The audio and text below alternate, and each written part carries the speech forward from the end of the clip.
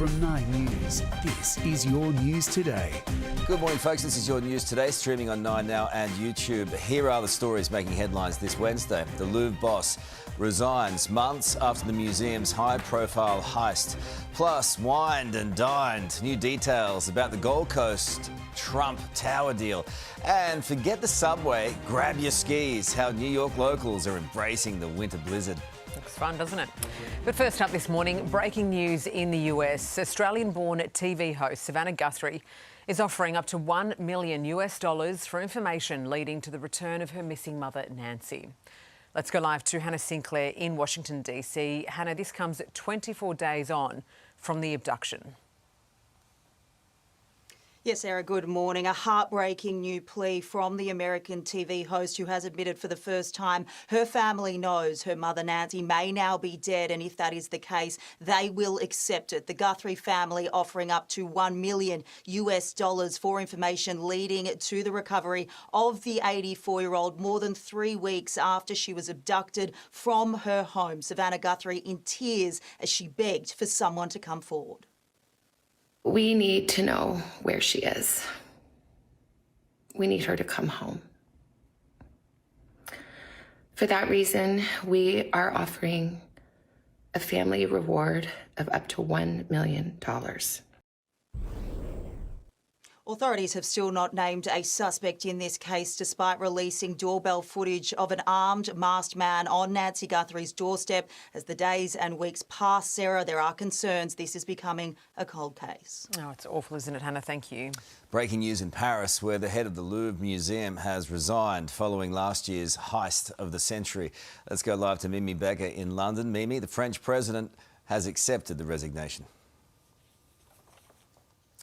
Carl, he has. Laurence Descartes has been under fire for 4 months since the heist happened, and she offered to resign on the day back in October. It wasn't accepted then, but Emmanuel Macron has accepted it now. It was October when the robbers managed to go up a cherry picker, make their way into the Apollo Gallery and take off with the French crown jewels worth more than $150 million. The Louvre director admitting that the CCTV wasn't up to scratch. A number of suspects have been arrested over the heist, but at this stage, the jewels still haven't been recovered. Carl? Mimi, thank you. British actor and comedian Russell Brand has pleaded not guilty in a London court to 2 additional charges of rape and sexual assault from almost 2 decades ago.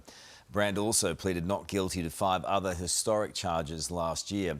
Speaking to reporters outside court, he said he was feeling blessed. Ukrainian President Volodymyr Zelensky has issued a passionate plea to global leaders on the 4th anniversary of the war with Russia. Zelensky urged the Coalition of the Willing and the European Parliament to stay by Ukraine's side on its path to peace. Russians must learn that Europe is a union of independent nations and millions of people who do not tolerate humiliation and will not accept violence. Please continue to defend the European way of life. Please support Ukraine. The UK government has shut down Russia's claims that it plans to provide Ukraine with nuclear weapons. 7 people have died in eastern India after an air ambulance crashed into a dense forest, killing everyone on board. Local authorities say the aircraft, carrying a critically ill burns patient, family members and medical crew, lost control minutes after takeoff after facing turbulence. Paramount has taken another swing at acquiring Warner Brothers, upping its offer in the escalating takeover war. The bid is higher than its previous $30 per share that was rejected. Rival bidder Netflix will now have the chance to match the offer. To Canberra now, where Prime Minister Anthony Albanese has returned to the lodge after being evacuated due to a security scare. The PM was taken to an undisclosed location around 6 last night as AFP officers spent 3 hours combing the residence. It's unclear whether anyone else was inside at the time. The AFP says it will release more information when necessary. Police are still at the crime scene where they discovered the body of Sydney grandfather Chris Bagzarian. Let's go live to Jack Hahn, who is there in Pitt Town. Jack, good morning to you. The kidnapping could have been orchestrated overseas, they think. Yeah, it could, Sarah. Good morning to you. And carried out by so-called muscle for hire here in Australia. And these now assassins, the suspects wanted, are still on the run. Detectives closing in on them, looking for all sorts of evidence here, including tyre marks and fingerprints in this dense bushland where this innocent grandfather, 85-year-old Chris Bagzarian, his remains were found here yesterday morning. A heartbreaking development for his family. The police here this morning maintain that this was a case of mistaken identity and that Mr. Bagzarian was a completely innocent person. Sarah. Just tragic. Thank you, Jack.